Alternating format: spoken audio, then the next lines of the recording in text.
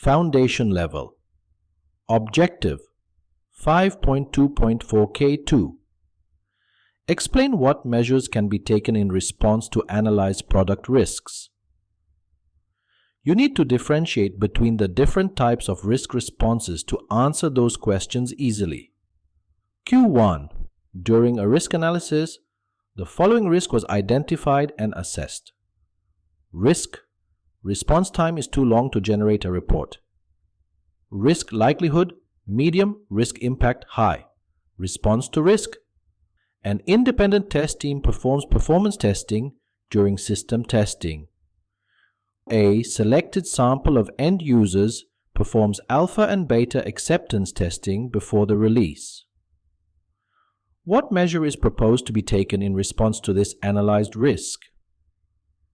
Looking at the answer options, the question is, what are the types of risk responses proposed to this risk? A. Risk acceptance. Risk acceptance means we are okay with the risk and will not do anything about it. This is not the case here, as we propose two actions to do. B.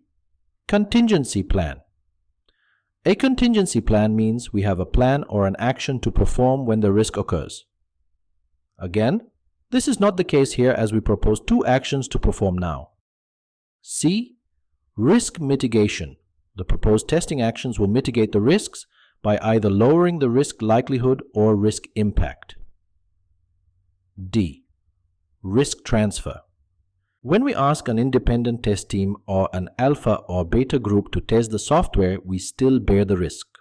Risk transfer means we transferred the risk from our side to some other party.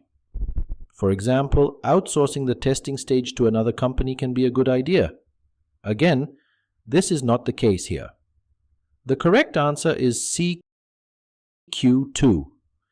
We have a list of risks and a list of mitigation activities, and we need to match the risks with the appropriate mitigation activity.